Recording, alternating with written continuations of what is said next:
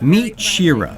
She is a 12-year-old former military dog who has been enjoying a life of retirement for the past 5 years at the home of Michael and Ann Gibbs near Herndon.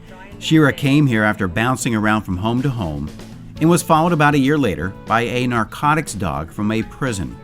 Before they knew it, the Gibbs had adopted other retired military dogs that were having trouble finding homes, and then last August, the company where the dogs came from, AM-K9, a contractor for the U.S. military, contacted Ann and asked if she would like to start handling adoptions for all of their dogs. That's what led to the formation of the organization now known as Canine Hero Haven. Michael and Ann didn't have any experience dealing with military dogs, but had grown up around larger breeds. They decided to jump into the venture feet first, because as Michael put it, it's more of an honor to take one in than to not. That meant they had to have a facility in place to handle their new venture. We actually started out with a 5-panel used section, and I started out with 5 dogs. And then I actually used our own personal money to build the 10-dog kennel. But until we got that in, we actually just had a 5-dog panel section that I actually had bought used. And then once we got the 10-panel kennel built, then what I did is bought some more kennel pieces and then expanded the 5 pieces on the end. Eventually in time, with more donations and getting more established, then I would like to build a second building alongside of that building and replace the kennel section panels with another building. And then hopefully then can boost up from 15 dogs to 20. But at this point, I'm normally full, and a lot of times, there's times now I have to start actually turning some dogs down to other like foundations or organizations to get them because they're coming in like faster sometimes than I can place them and work them through. While Shira was a U.S. Customs dog, others here have served overseas in Iraq and Afghanistan. In fact, just days before we visited, 5 arrived from Afghanistan. One had developed a medical issue on the way and was still in critical condition at a veterinary hospital. On the day we sat down with the Gibbs, we were joined by Mido, who was with Michael, a U.S. Customs border dog that specialized in drug and human detection and has a thing for shoes, giving mine a good cleaning. Ann had Lala, their only military dog, owned by the Department of Defense, who was a bomb detection dog along with patrol and protection. Canine Hero Haven takes dogs like Mido and Lala and helps them transition from working every day to a life of relaxation and retirement in a household as a pet. It's the same as when you get a puppy. You teach them, that they have to go outside to use the restroom, and you don't chew this, or this isn't an area that you're allowed to be in or such. But they're very intelligent dogs, so they pick up things very quickly. I've always used the phrase time, love, and patience, which was always my theory from the beginning, that I find a lot of times just giving them time and love and patience through it, they seem to adjust in time. It just takes a little time and work. But each dog has a different level of degree of adjustment needed. Some dogs come with a lot more issues than others, including some aggressive issues and whatever. But I try and just take a lot of the time, love, and patience, be a soft handler, just try and give them time to adjust and work through it. Some of the dogs handle the transition better than others. One of them has severe PTSD and is frightened by storms and loud noises. Even Shira, an absolute sweetheart of a dog, initially did not get along with other dogs and still has a problem with small breeds. Ann tells us the key is to realize that the dogs aren't perfect. They don't come back perfect, just like veterans don't come back perfect. They just take some time and have some issues, and they just need somebody not to give up on them. She spends about 3 hours each day working with the dogs, getting them out of their cages to get a little recreation time. How much she works with them depends on the issues the dog has when it arrives. They had one dog that was here a year before it was placed in a home. Because of the time involved, they've also been able to recruit volunteers to help them throughout the week. The Gibbs get a brief summary about each dog, its name and age, personality, and any medical issues. They also know what the dog did in their line of work, and often see that background training exhibited in everyday behavior. Absolutely. You see, especially you take a patrol dog and you try and walk them. They want to walk out in front of you, and they're constantly walking. They're doing their search. They love to search for their toys. They love to, they're constantly sniffing every little nook and cranny. You take them into a new place, they'll just automatically start searching a room. It's so instilled in them that they don't forget it. So that never leaves. No.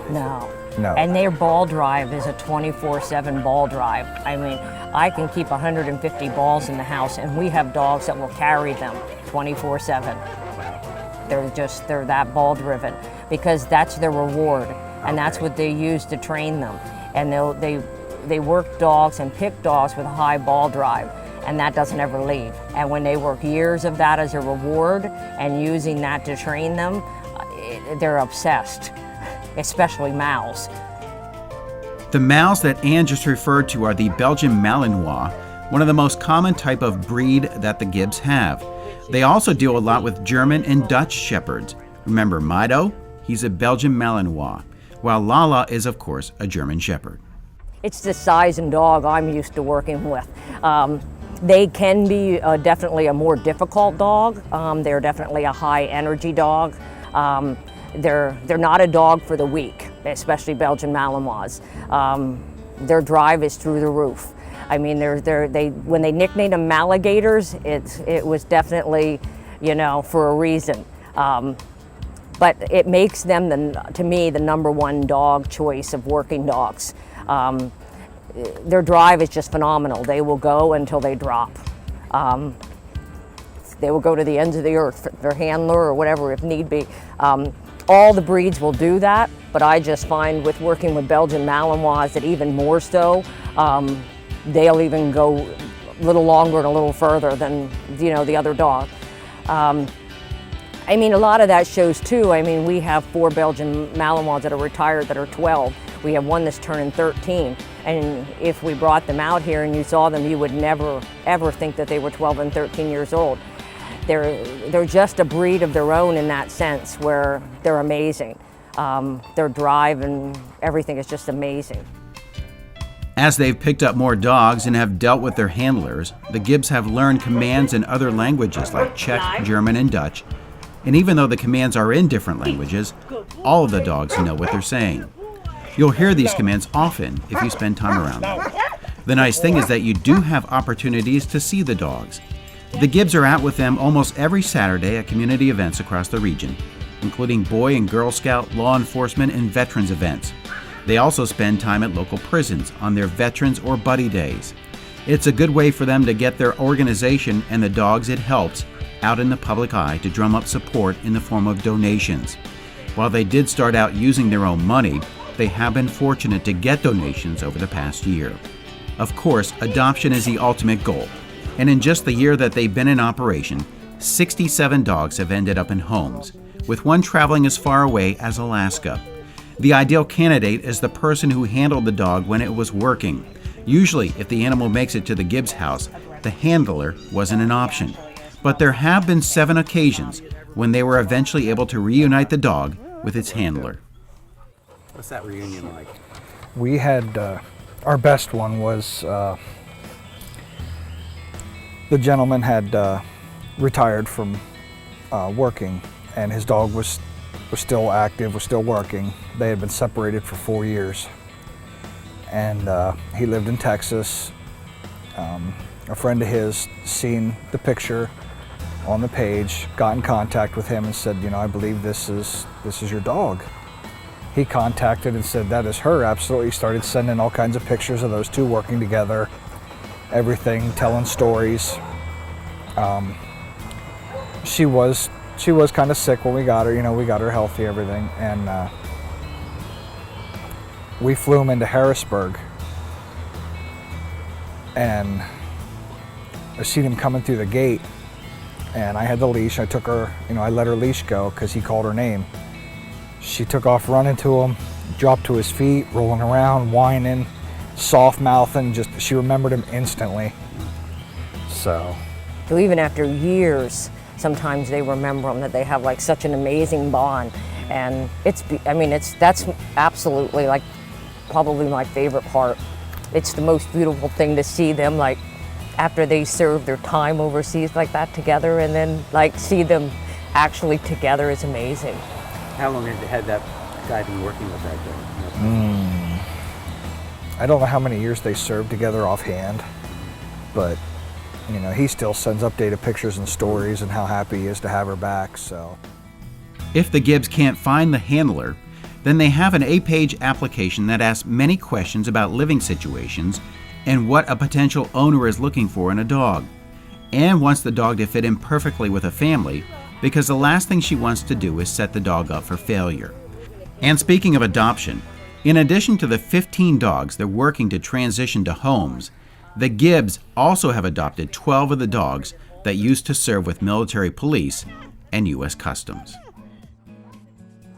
Canine Hero Haven does a lot of events on the weekends, so maybe you'll get a chance to meet a dog like Shira, who has been with them since 2011. And if you'd like to make a donation, you can go to their website or their Facebook page. And if you have a story idea for us, you can email us at IYN@SCCV8.com or stop by our Facebook page. And that's going to do it for us this time. I'm your host, Chris O'Rourke. Maybe we'll see you again next time in your neighborhood. Hey, Shira, how about this?